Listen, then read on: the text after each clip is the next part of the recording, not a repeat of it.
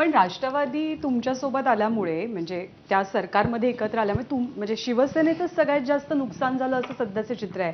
भाजपनं त्यांच्या जागा आता जागा वाटपात इंटॅक्ट ठेवल्यात आणि म्हणजे काय म्हणतात त्याला अडचणीत कोणाच्या जागा आल्या तर त्या शिवसेनेच्या जागा आलेल्या बऱ्याच ठिकाणी सगळ्या जागा कुठे डिक्लेअर झालेल्या अजून तर डिक्लेअर व्हायचे आहेत ना। त्यामुळे जेव्हा सगळं फायनल येईल ना त्यावेळेस मी तुम्हाला सांगतो शिवसेनेचं कुठचंही नुकसान असणार नाही। ते शिंदे आहेत, ते लो प्रोफाईल आहेत, ते कमी बोलतात पण एकदम डिटरमंट माणूस आहेत। त्यामुळे योग्य वेळेस योग्य बरोबर होईल, ते अजिबात अन्याय होणार नाही मला खात्री आहे।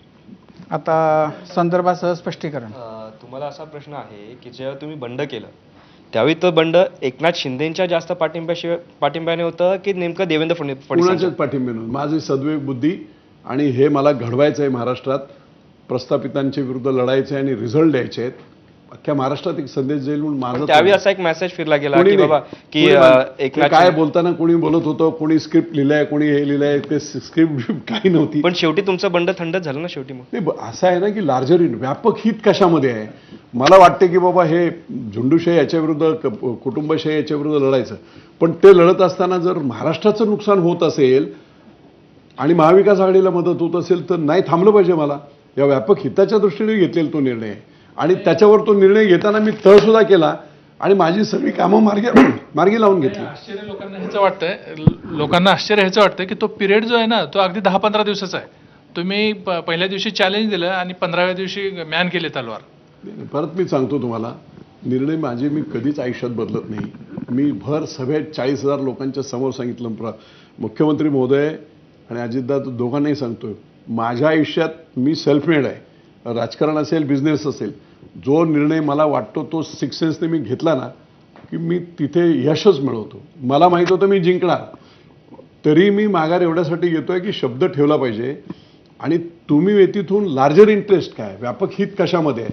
आणि म्हणून त्यांनी सांगितल्यानंतर मी म्हटलं ठीक आहे, माझा हेतू जो होता त्याच्यापेक्षा मोठा हेतू राज्याच्या दृष्टीने हा आहे, थांबलं पाहिजे मला, आणि म्हणून मी थांबलो। आता तुम्ही बंड थंड केलेलं आहे। अजित पवार बंड माझं बंड होतच ना, मला काय बंड नाही म्हणत।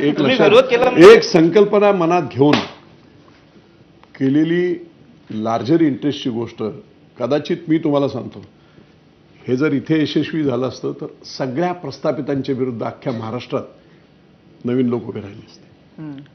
पण बापू नेमकं इथं पण मग नाही असं आहे की याला बंड नाही म्हणायचं, याला काय म्हणणार तुम्ही? हे जे तुम्ही जे करू पाहत होता त्याला तुम्ही काय म्हणता? तुमच्या लेखी बंड म्हणजे काय? एक्झाम्पल, बंड नाही म्हणणार मी, एक एक्झाम्पल मी सेट करू इच्छित होतो की होय, किती मोठी माणसं असतील, 50-50 वर्ष जरी सत्तेत असतील, त्यांच्याकडे प्रचंड धनसंपत्ती असेल, पण जनसामान्यांचा प्रतिनिधी म्हणून तुम्ही उभा राहिला आणि जनसामान्यांना एकदा विश्वास आला की लोक काय करू शकतात, याचं एक उदाहरण म्हणजे जसं मोदी साहेब काय अख्ख्या देशात 150 कोटी लोकांच्या घरी गेलेत, गावात गेलेत, विश्वास।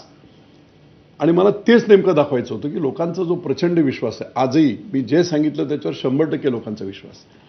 त्यामुळे त्या विश्वासाच्या आधारे जनसामान्यांच्या मतांमुळे प्रस्थापितांना सुद्धा तुम्ही धक्का देऊन राज्याचं हित साधू शकता, अशा प्रकारची एक संकल्पना माझ्या डोक्यात होती की ती दाखवावी, जेणेकरून इतरांचा आत्मविश्वास वाढेल।